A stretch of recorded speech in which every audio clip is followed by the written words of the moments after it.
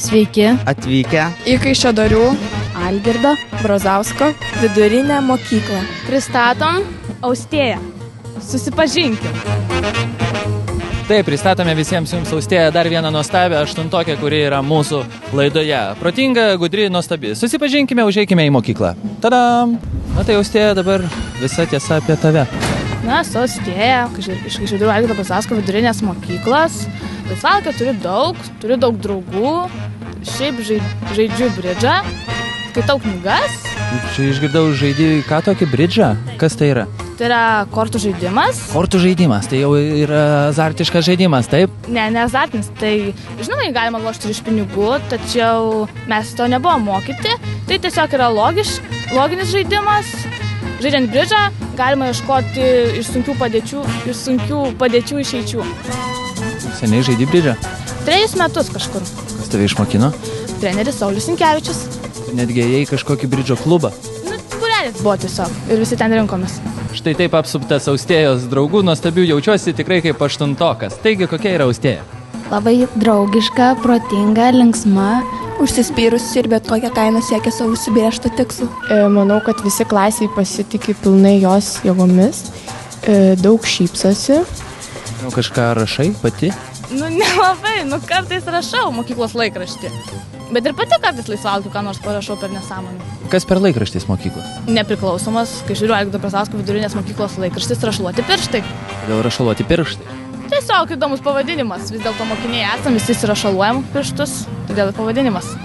Ir kada parašei pirmąjį kažką tenais? 4 klasėje. Koks tavo gyvenimo tikslas? Mano gyvenimo tikslas yra pasiekti karjeros aukščiausią tašką.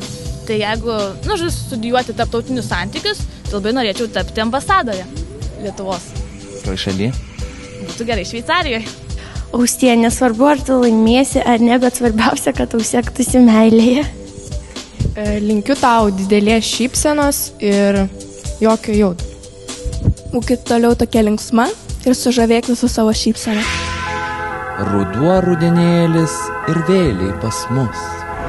Nelaukiam, gal laukiam, bet jis čia kaip čia. Nors džiugina jis vaikus po lapus, jau niaukėsi žydras dangus. Bet gražiau už mane dėlioti žodžius išmokys jūs Paulė, aštuntokė, šauni. Labas, Paulė. Sveika, Žygi. Žiūri tiesiai į tolį ir kur eilės. Tai matyt. Tad linksmai mūsų interviu pradėkime kokį nors 4 eilių apie gamtą. Po kojom medžiai spalvingi. Po kojom ir žolė jau nurudus. Man taip gera gyventi Vilniui. O Vilniau. Apie ką, sakyk, rašai eilėraščius liūdnus, linksmus, apie meilę, apie gamtą?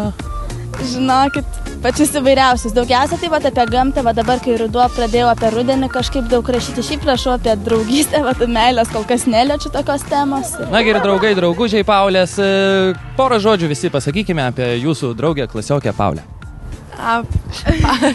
Paulė yra labai nuoširdė, gera, draugiška. Jo, ir visada jinai, kad ir kokioje situacijoje jinai išlieka savimi ir visada turi savo nuomonę. Iš tikrųjų labai pagirtinas dalykas. Duodu nusirašyti. Paulė yra labai faina, labai nereali. Ir jeigu tik kyla kokių klausimų, mes iš karto kreipiamės pas Paulę ir tikrai visada labai padeda. Laisvalaikį leidžiu turbūt kaip dauguma mano bendramžių, susitinku su draugais, važinėju su dviračiu, sėdžiu prie kompiuterio, mokausi be abejo, skaitau, bet vienas iš tokių pomėgių, gal kuriuo išsiskiriu iš kitų, yra rašymas. Rašau labai daug ir eilėraščius ir, sakykime, tokius kūrinius, kurių niekaip neužbaigiu niekad. Ar galėtumėt pavadinti ją moksliuke, ar draugai ją taip vadina? Kartais pavadina, bet nepiktai. Nes tiesiog jinai viską padaro pirmą. Jeigu klasiai kas nors nežino, Paulė visada žinos. Labiausiai patinka geografija, istorija, gal kartais chemija, biologija, lietuvių kalba, kartais matematika būna. Šiaip jeigu nėra tokių mokslų, kuriuo aš labai nemėgčiau, tiesiog kiekvienas mokslas yra reikalingas, tiesiog kai kuriuos patinka mokytis mažiau, kai kuriuos daugiau. 1, 2, 3, Paulė pavarys. 3, 2, 1, žino tai kiekvienas. Yeah!